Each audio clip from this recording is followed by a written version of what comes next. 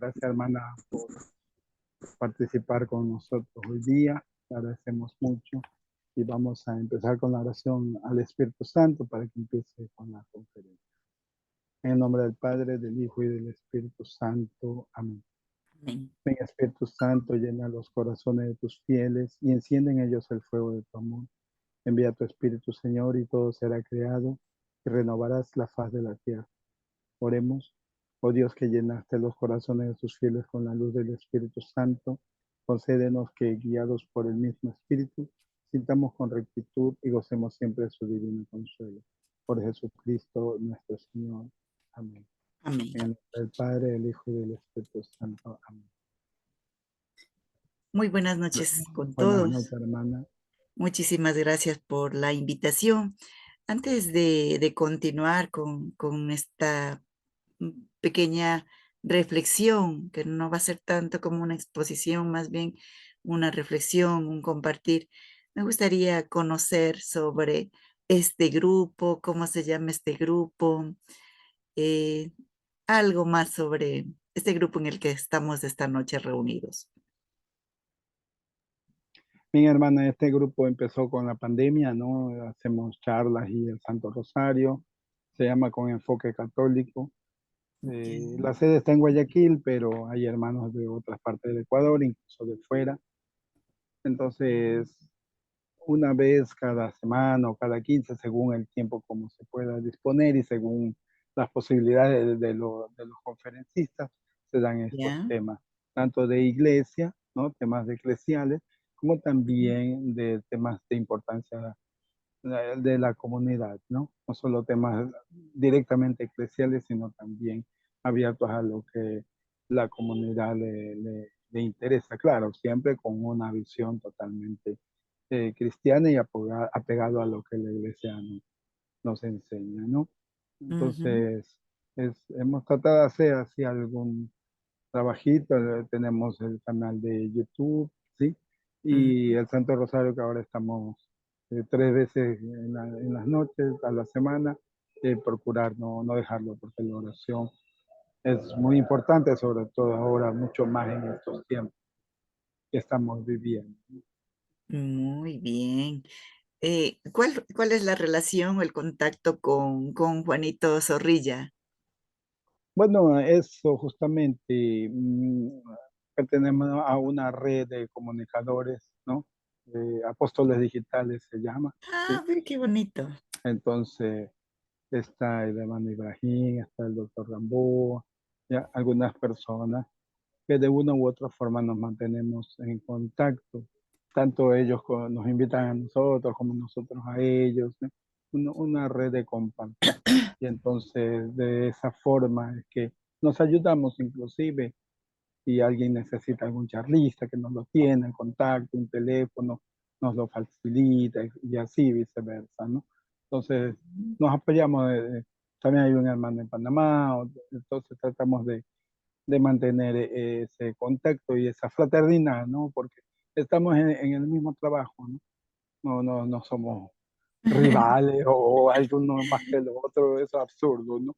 Sino que Muy bien. tratamos de mantener esa comunicación y apoyarnos mutuamente, ¿no? Es como una red de apoyo. Quisiéramos estar más en contacto, pero a veces nuestros tiempos no nos favorecen. Ahora justamente se me dañó el celular, estoy usando el de mi esposa, prestadito.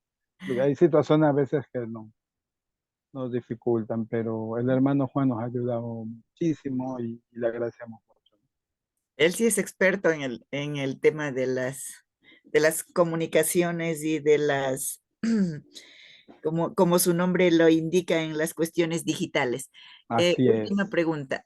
¿Con los que son de Ecuador alguna vez se han reunido presencialmente? No, no, ¿No? Ah, no, ya vamos como 3 años en esto y no hemos podido. Como ya le digo, nuestros tiempos son un poco difíciles. Y muchos de ellos no viven en Guayaquil, otros viven en Río, otros viven, y hay unas amigas en Nueva York, ¿verdad? Otro amigo en Panamá. Es un poco ujú. difícil encontrarnos presencialmente. Con Miguel, que está allí en la pantalla, es el con quien más nos vemos, porque él vive incluso cerca de mi casa, ¿no? Ah, y ya. podemos conversar un poquito más. Pero aunque viviendo en la misma ciudad, se sabe cómo es Guayaquil. Sí, es como que Oh, estamos sí. en el otro extremo del país con otros amigos, un poco difícil. Hemos tratado en Navidad, en otra ocasión, tratarnos de reunir y no ha sido posible. Y si no hemos reunido, ha sido muy poquitos, ¿no? Ujú. Pero bueno, se mantiene en contacto por Zoom por el momento, ¿no? Muy bien. Qué interesante. Muchísimas gracias. Entonces ahora sí voy a compartir pantalla. Ya, muy bien.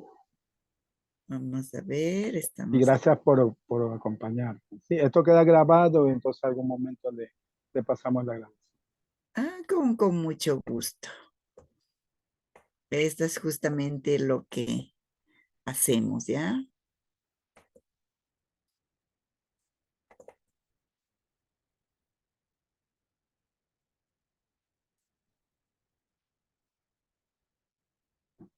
Mm, ya. El tema era el rol de las mujeres en las comunidades cristianas. Como ya nos habían anunciado anteriormente, mi nombre es Mirta Reyes, soy de aquí de Latacunga, bueno, de la provincia de Cotopaxi, pero de un cantón que se llama La Maná. Quizá alguien de ustedes habrá escuchado, de la tierra de Juanito mismo, de Juanito Zorrilla. Ya. Lo que vamos a compartir esta noche está tomado como un material base que podemos ver las mujeres en el movimiento de Jesús el Cristo. La autora es una biblista muy, muy importante llamada Elsa Tames. Y también otro material que he tomado como base es Las Apóstoles y sus hechos, las mujeres en los hechos de los apóstoles, de la autora Mercedes Navarro Puerto. Entonces, esencialmente de estas dos obras está estructurada esta pequeña presentación. Tenemos como introducción un texto que siempre me gusta leerlo cuando hablamos de misión, cuando hablamos de comunidad, cuando hablamos del- de la participación de las mujeres en el movimiento de Jesús. Tenemos aquí, Jesús iba recorriendo ciudades y aldeas, predicando y anunciando la buena nueva del reino de Dios. Lo acompañaban los 12 y también algunas mujeres a las que había curado de espíritus malos o de enfermedades. María, por sobrenombre Magdalena, de la que habían salido 7 demonios. Juana, mujer de un administrador de Herodes llamado Cusa. Susana y varias otras que le atendían con sus propios recursos. Se lo encontramos en el Evangelio de San Lucas, en el capítulo 8, versículos del 1 al 3. Este grupo de mujeres valientes que pertenecen al movimiento de Jesús. Recordemos que en el movimiento de Jesús, como ya dice el texto, hay mujeres y hombres, discípulos y discípulas, campesinos, pescadores, artesanos, justamente este tipo de gente que podríamos decir que está al margen, que son personas que están sufriendo ciertas situaciones y que tienen las puestas sus esperanzas en esta predicación de Jesús, que es el reino de Dios. Este es un movimiento de transformación que nace con Jesús. De hecho, Jesús nunca está solo. O sea, siempre su predicación está encaminada hacia un proyecto comunitario, proclamando y anunciando esta buena noticia a este grupo específico de personas, ¿no? Campesinos, pescadores, artesanos, mujeres, niños, viudas, que están sufriendo al interior del imperio romano. Este grupo dice que le acompaña a Jesús desde Galilea hasta Jerusalén. Galilea, que es el lugar de los comienzos, de las ilusiones, de los proyectos, el lugar donde empieza a nacer algo distinto con Jesús. a lo importante en lo que están involucradas las mujeres. Hacia Jerusalén. Sabemos desde el lugar de Jerusalén, el centro del poder político, el centro del poder económico, el centro del poder religioso, la presencia del templo en Jerusalén. Entonces, este grupo que Jesús va formando y que parte desde Galilea hasta Jerusalén. Jerusalén, el lugar de opresión, de fracaso, de aparente fracaso, porque muere el líder del movimiento, porque muere Jesús en la cruz. Se podría decir que es un fracaso o este aparente fracaso, porque estamos ya hablando luego de la resurrección. Luego tenemos en esta pequeña introducción este movimiento de Jesús, que está como separado en dos partes, en dos etapas. La primera, que es el movimiento de Jesús de Nazaret en Palestina. Estamos hablando de la vida del Jesús histórico. Aquí vemos una renovación interna del judaísmo. Es anterior al cristianismo. Ustedes sabemos que el movimiento cristiano luego se dará fuera de Palestina. ¿Y cómo aparece este movimiento cristiano? Miren que el movimiento de Jesús en Palestina es antes del cristianismo, porque es antes de la resurrección de Jesús. Luego ya, en este segundo momento que aparece ya el cristianismo después de la resurrección de Jesús, es un movimiento misionero fuera de Palestina. Es en donde se empiezan a formar las comunidades cristianas con mayor intensidad, con una fuerza liberadora. Aquí se fundan las comunidades cristianas tanto para los gentiles, es decir, para las personas que no forman parte de los grupos judíos. Sin embargo, no se excluye a los judíos. ¿Por qué se llama aquí el movimiento del Jesús del Cristo? Recordamos que Jesús es el Jesús histórico, el Jesús de Nazaret, pero a partir de la resurrección, las comunidades empiezan a llamarle el Cristo, el Mesías, el Salvador. A partir de este gran momento inspirador que es la resurrección de Jesús. De todos modos, aunque tenemos el movimiento de Jesús de Nazaret en Palestina, con la presencia de todos estos grupos que hemos dicho anteriormente, y el movimiento de Jesús, luego el movimiento cristiano fuera de Palestina, se va a unirle, a unificarle en un solo movimiento frente al Imperio Romano. Vamos a ver qué pasó aquí, ¿ya? Vamos acá. Me esperan un ratito porque se me pasó la diapositiva. Hasta llegar nuevamente a donde estamos. Ya, ahora sí estamos aquí. Nuevamente pasamos acá. Ya. Ahora, Jesús en su medio tuvo que correr muchos riesgos. Uno de los riesgos es justamente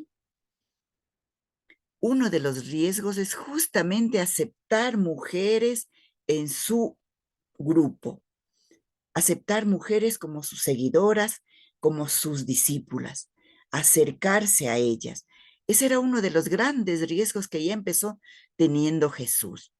Y él tuvo que hacer una autocrítica frente a su propia cultura, frente a la mentalidad patriarcal. No era una postura antijudía, pero sí, como él fue judío, asumió una posición de autocrítica frente a la mentalidad patriarcal de su propia cultura. Y también de crítica frente a la otra cultura reinante, que era la cultura romana, la cultura opresora de aquel entonces. Muchos de nosotros, si es que dentro de nuestra cultura cristiana, de nuestra cultura occidental, también hacemos esta crítica o esta autocrítica, cuando criticamos como mujeres, como cristianos, como creyentes, las cosas que quizá deban mejorar, deban cambiar, cuando sentimos que hay situaciones en las que nos sentimos marginados, no tenidos en cuenta. Entonces, también adoptamos esta actitud de, de crítica, de una crítica positiva, de una crítica cristiana, de una crítica que propone un cambio.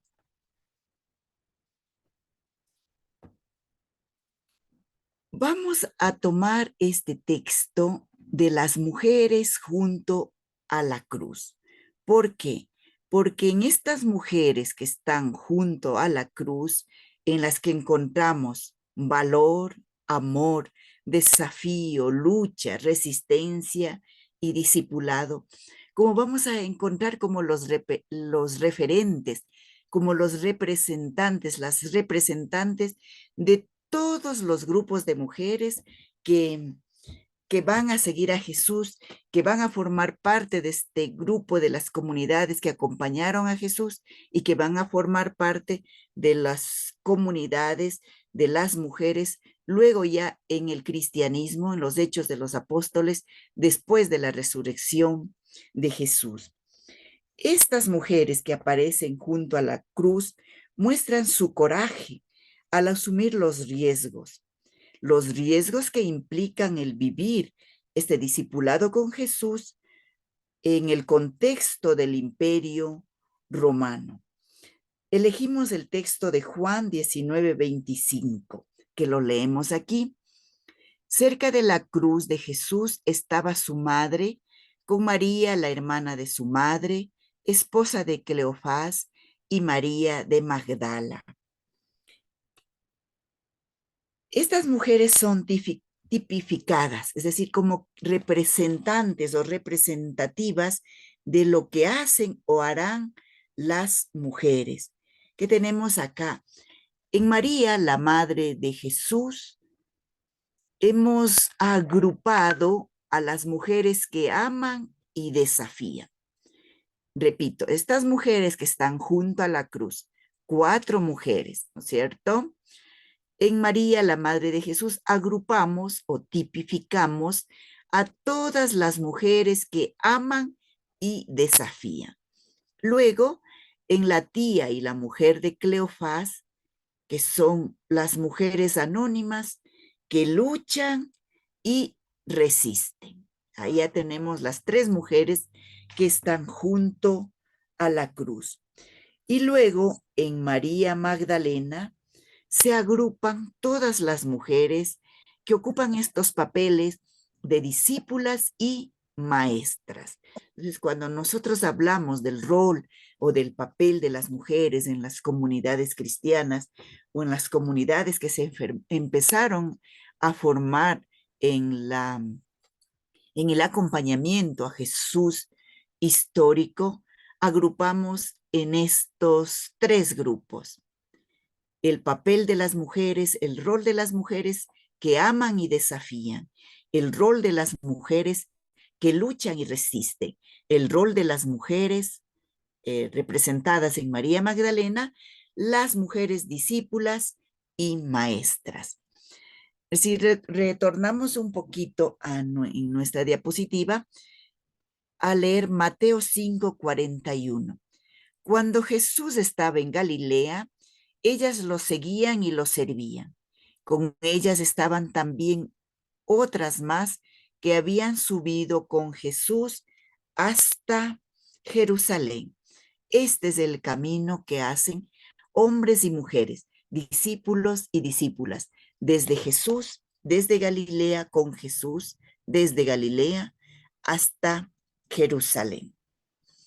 Vamos a ver un poquito esta Palestina en tiempos de Jesús y cómo es el papel de las mujeres en esta situación que a ellas les toca vivir. En Palestina en tiempos de Jesús se está viviendo una realidad muy conflictiva, una situación difícil porque está ocupada por el Imperio Romano. Las deudas, las pérdidas de sus tierras. Allí se refleja de alguna manera el texto muy conocido por todos nosotros del tema del que no perdonó a sus compañeros.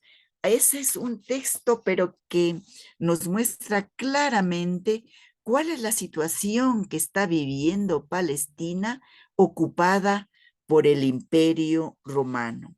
La presencia de tropas, los impuestos que tienen que pagar, los cobradores de impuestos, el impuesto para Roma y el impuesto para el templo, que tienen que pagar incluso quienes ya están lejos de Jerusalén, pero que deben llegar con el impuesto. Todas estas situaciones perjudicaban de alguna manera la vida tranquila en Galilea. La cuna del movimiento de Jesús fue Galilea, una región que incluye varias ciudades. La mayoría de esta provincia se dedica a la agricultura. Dicen que entre el 80 y el 90% se dedicaban a la agricultura. En la Galilea eran las tierras más productivas, ustedes recordarán, a diferencia de Judá, en que sus tierras eran más desérticas y su actividad económica estaba basada en el turismo religioso, podríamos decir. A Jesús siempre, Hermana, una ¿sí? cosita es que si se corta, regresamos con el mismo link, porque no sé el tiempo, no veo el tiempo. Ah, Pero ya, si se corta el Zoom, regresamos con el mismo link. ya, A todos los hermanos también, sí. ya, muchas gracias. Entonces decía que a Jesús siempre le gustó hablar de la buena nueva, lo que llamaba el reino de Dios. Y para hablar de esta buena nueva, siempre usaba la mayoría de veces temas que tienen que ver con el campo y con la agricultura. Los cultivos que más se realizaban en este sector eran olivos, higos, viñedos, y nosotros recordamos las parábolas de Jesús, por ejemplo, todo en Mateo 13, cuando nos habla de todas estas parábolas que tienen que ver con la vida del campo. Jesús utiliza un lenguaje esencialmente campesino de su tierra de Nazaret, en donde, como dice el Evangelio de Lucas, creció, vivió acompañando a sus padres, obedeciendo a sus padres en sabiduría y gracia, tanto para Dios como para los hombres. Es muy bonito esta parte de este Evangelio. Así, la tierra tranquila de Nazaret, hasta cierto punto, invadida por el Imperio Romano, lo que le quita este toque de paz. Y es en donde empiezan a nacer todas estas situaciones de querer buscar la salvación y la liberación. Alrededor de Galilea, alrededor de Nazaret, había muchas ciudades, pero al parecer a Jesús no le gustaban mucho las ciudades. Se escucha que él menciona algunas ciudades, pero a veces no hablando muy bonito. Por ejemplo, las ciudades de Betsaida, de Corazaín, no tenía una buena opinión de ellas. Incluso lanzó algunos ayes con estas ciudades. Ay de ti, Betsaida, ay de ti, Corazaín. Cuando Jesús inició su ministerio, se fue para la ciudad de Cafarnaúm. Algunos piensan que se fue a trabajar también en la ciudad de Tiberíades, Siendo estas ciudades tan cercanas a Nazaret, es muy probable que Jesús haya pasado por estas ciudades, por misión, por trabajo, para hablarles del reino de Dios.